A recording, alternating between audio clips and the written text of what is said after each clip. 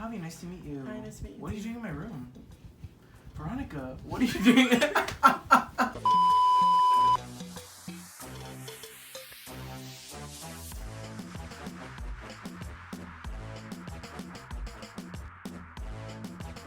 Hello everybody, welcome back to Third Act. Today we will be reviewing the Harlingen Community Theater in their production of Shrek the Musical. Yeah. We saw this mid-July. It was a great experience. This was our first time going to their theater, and now we know that there's another one available for you guys. They will be releasing their 2019-2020 season soon. I know they released one show, but they will be releasing it soon. So once that full list is given to us or put out there in the public, we'll share it for you guys. So you guys Of course. definitely come out to one of their shows. It's a beautiful theater. It is. It's super cool. I love this musical, so I can't wait to start talking about it. So. Yeah. All right, so let's get right into it. So a little bit of history about Shrek the Musical. The show first premiered on Broadway in 2008 and ran all the way till January 3rd, 2010. Fun. And then it was actually released as a film version, I believe in 2014 or 2013.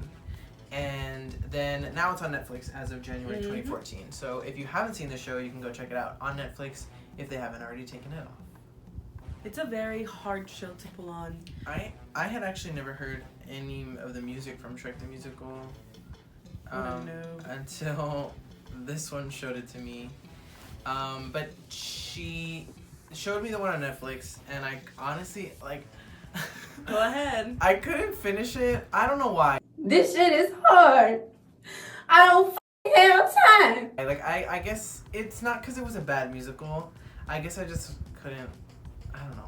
I get it. It's different. It's different, like sitting there and watching it on television than actually going. Because when I went to see the show in Harlingen, it was completely different. Like the music there is great. Oh yeah. And the way everything came together was beautiful. I don't know. It's a good musical, but I wouldn't say that it's one of my favorites. Sitting through the first act is incredible because it's constantly, like.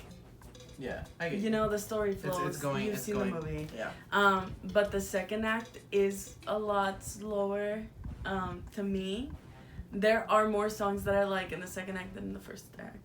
But there are some iconic songs in the second act. Let's start off with the technical elements. To me, their set was perfect. I mean, they had a kid show. A kid show is very hard to pull off, and you have to take the audience into another world, The backdrops for me were great because then it just allowed them to kind of use smaller set pieces that were more mobile. So they were still able to create the scenery with very few set pieces because the backdrop kind of did everything else for you. And as well as the actors, they kind of like showed you where they were with their actions and all that stuff. So I thought that was beautifully done. Let's talk about the lighting. I think the lights for the show were very well thought out. I think my favorite part of the lights was the scene on the bridge. Me too. Where that front screen came down. And hopefully we can find some pictures of this because if we can't, oh, you guys missed it. But this front screen came down and you could still see the actors behind it. And they just had two single ropes that symbolized the ropes on the bridge, and the lights were red to symbolize the fire coming up from underneath them. Yeah. And I thought that was so simple, yet it did the job. Yeah, right? I thought that was really cool with what they did with the lights there. Also, every time the dragon came out with the lights, I really did enjoy that, how the scenery changed and you knew that she was like there. They did a great job at highlighting what they needed to highlight. So I really enjoyed the lights in this. I think it was well thought out, and it wasn't just like, okay, let's light the stage. Let's not light the stage. Like there was some thought behind it, and it went into how they were gonna help you tell the story. I loved the costumes in the show. Shrek the Musical is not an easy show to put on costume-wise, especially because it's very expensive. With all the latex, all the paint, all the costumes, it's insane. They really pulled it off really well. I loved all the special effect makeup that they did for Shrek. It was pretty good. I was trying to figure out where his mic was because I think it was on his cheek, but I was trying to figure it out. I think they did a really good job with his. If it was a prosthetic, I don't even know what it was. I was trying to figure out what was prosthetic and what wasn't. obviously his nose was, so were his ears. But I was trying to define the line of prosthetic and skin, and I couldn't find it, which is perfect. Usually shows just put on the nose and they don't smooth out the lines, right? Yeah. And it was very well done. I loved Lord Farquaad's costume. Of course, that character is hilarious in itself, and I think they did it justice with the costume. You know, it was just, it was good. And he did a pretty good job with, for those of you who have seen the show, they replicated as best they could the costume for Farquaad. Yes. So it was like him on his knees. He's on his knees the whole show. And like the cape helps cover his legs that are back there. And I think he did a pretty good job of covering his legs most of the time, which is not easy to do, especially some of the things he has to do in the show. I thought it was really cool how he was able to kind of maneuver in that and look like a small person. Like I really do think that was really well executed. So props to you. Have you ever seen the meme of Lord Farquaad? I don't know where this person is, but he has his feet, and one of the boots fell off his foot, so he just uses it as a microphone. Oh, I've seen that. Yeah. I die every time that I see that freaking video.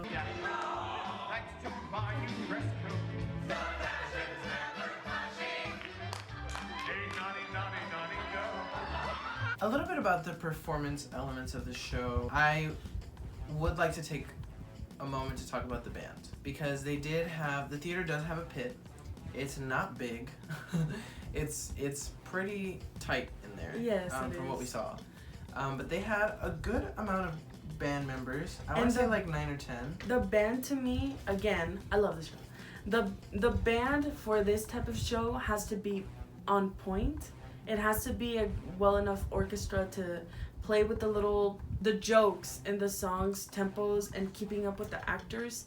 They blew me away. We were sitting in the first row, mind you, and we could hear all the instruments. It was just stunning. To me, the conductor was having a blast. Oh yeah.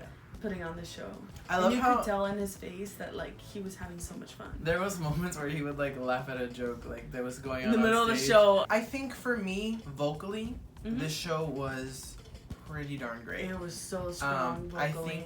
I think the ensemble members especially were so connected.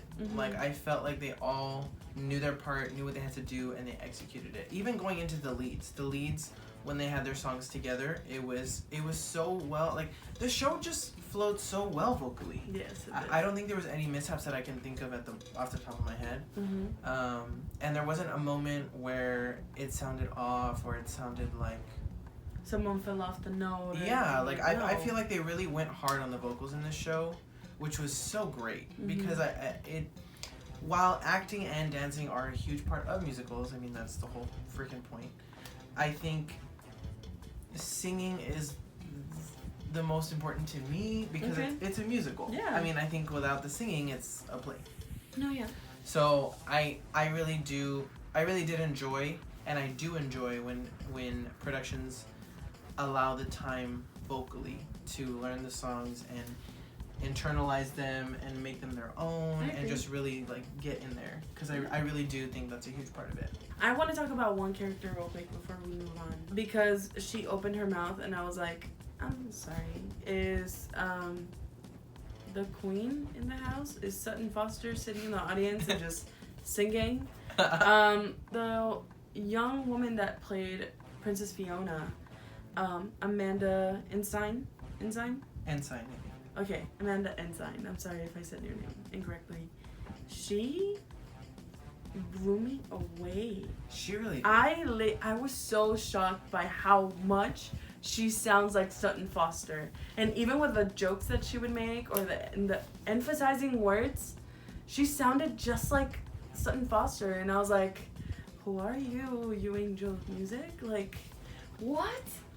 It took me out. I was like, who is this person? I really feel like she took the time to listen to the soundtrack, and she's probably seen the show on Netflix or I don't know what, but she did her research, because I think she really did become Princess Fiona. Yeah. And I think it was really cool to see that on stage. I think she was just natural, so natural on stage. Like I never felt like, okay, she's trying too hard, or like, you know what I mean? Like she really did just, it just flowed out of her, and it helped that her voice complemented the character as well, because there are some times when, you know, your voice doesn't really lend itself to the type of character you're playing or the type of music, and I think this was a perfect pairing. Let's move on to, I want to talk a little bit about the ensemble. The ensemble is such an important part of this show as well, and the times that everybody came out, there was not one person that was not in character or like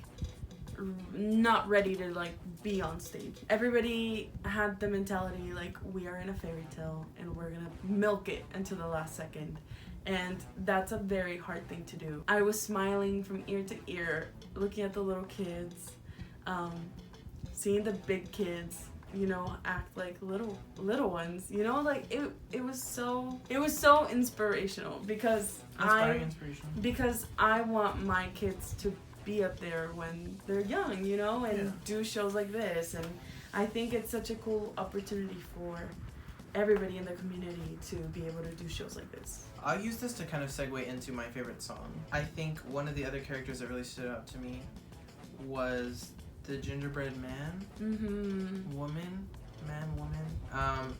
The gingerbread man was played by a woman. Yeah, that's why. Yeah. So, and obviously she wasn't in a costume as a gingerbread man. She was a baker, which I thought was genius. I know.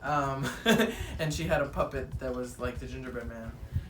But I think the song Freak Flag, that one blew me away. It's a big ensemble piece in the musical, and several of the characters have like a little solo moment where they talk about, you know, how they're embracing their differences and how they're all human. I mean, not human, but you know what I mean? Like, they're all the same. Yeah. And they all go through the same stuff. I think it's really cool how they kind of embrace their freakness, if you will. In that song, the gingerbread man, who her name is Carson Kilborn, she has a solo moment at the very beginning of the song, and I literally threw my playbill at the stage. And it was a reflex. Like, I'm not even joking. If I throw a shoe, that's a compliment. Like, you can ask Mandy the next time she's on a video, like, if you want to tweet at her, go for it, because she was sitting next to me and she lost it. I was... She literally started singing, and then Javi went... Exactly like that. I could not. But I literally could not. And... I mean, everybody, and then the song like started, and then they had their other solos come out, and then all of them singing together was just beautiful. It was my favorite song, hands down. I did not have to hear anything else. Like, it was literally the best. I mean, you took the words out of my mouth, because that's my favorite song too. Oh, we didn't talk about that before the video. I know. So this is real time, people. That's one of my favorite songs, because that's a hard song to pull off. And they did it. And they did it flawlessly. You know, coming from somebody that has seen the show, somebody that hasn't seen the show, and he loved it, I loved it. I absolutely loved it. I will go as far to say that I enjoyed her version of the song than the original. Wow. Yeah. The original is still great. It is. It's a great song. But I do enjoy what she did with it. I really, really do. And then everybody else coming together, I thought, as an ensemble, that was the strongest I've ever seen. I think... He never says that about anybody, so girl, you better take that, put it in your pocket, and run with it, because I've never heard him say that, so... I mean, my opinion doesn't matter, but, I mean, thank you. But, I truly do, like, I truly do believe that. Alright, so... We spoke about this person a few minutes ago. I don't quite know the order because Daniela will edit this, so it could have been several minutes ago. Our diamond this week goes to the dragon herself, Miss Rosario Olvera. Yes. She was amazing. She was a standout the moment she walked out onto the stage. And I think she walked out and we were like, oh, this is cool. Because it was her as the dragon, but then they had like an actual, I want to say it was made out of cardboard and like maybe some sheets or something. they made like a dragon-esque body with the wings, and other people were. And if you've seen the show, you know they also do this in the show as well. What was interesting was that in the show, it's 3 people that are like kind of like the dragon themselves. Yeah. And in this one, it was her as the lead, and then the people maneuvering the body were actually singing with her. Yeah. So I thought that was cool. I thought know. that was a good choice.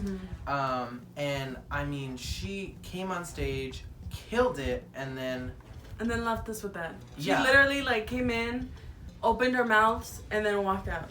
Like Yeah. we were just in awe. I have no other words than that. I mean, it was so much fun. Yeah, it was so much fun. That song in particular, it requires a lot of presence. If you don't have that presence on stage, it's not gonna portray as I'm the evil character at the moment, even though you're not. Every time she came out, it was just She killed it. She great. killed it. It was beautiful. And her costume looked killer. I know. We have a picture of her. You can go check out our Instagram. She has like horns, and it's like this really cool corset thing. Let that be a hard promo. Here's our Instagram name. Yeah. Go follow us on Instagram. I'll link it down below as well. You're gonna do that because I don't do the thing. I do the description, so it's alright. I cannot wait to see what else she does. I hope we get to make it out to Harlingen again sometime soon, so we can go see you guys' show. Because you guys have a lot of talent over there. I know. They put something in the water in Bronzeville and in Harlingen. I don't know if it's the ocean or everybody's like not stressed out, but everybody sounds so good over there. They're singing, they're acting, they're dancing. Well, both of the companies... I'm moving to Bronzeville. Like, this is my statement that I'm moving to Bronzeville. This is insane. Well, both of the companies have been around for a long time.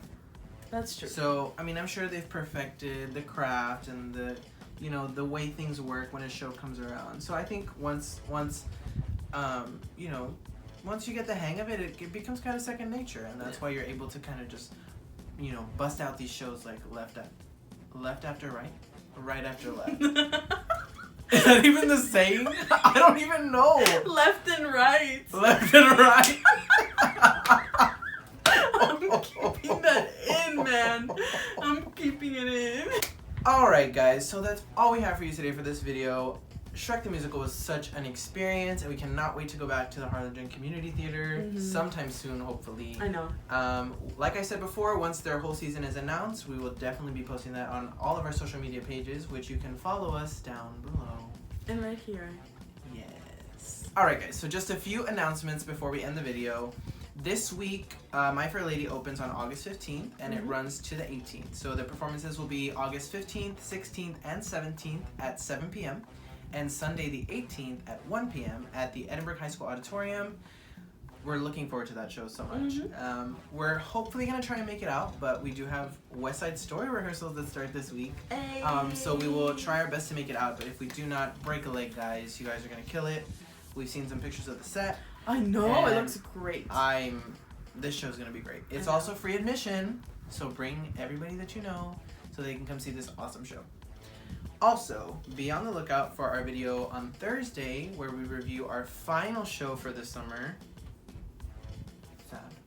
Our final show for the summer, which was Disney's Newsies at the Camille Playhouse. Alright guys, so thank you so much for watching. We really hope you enjoyed the video. And as always, don't forget to like, comment, and subscribe. Thank you so much. Bye. You want me to stop it? Sure. You can't stop it from your watch? Oh, you're ugly! I know I am. It's okay. It's okay, I'm ugly. I understand. Ew, do I have a square face? No. What is it? I don't know. What are you talking about? What kind of face do I have? Why are you looking at yourself? I'm talking about me. Not everything is about you, Javier.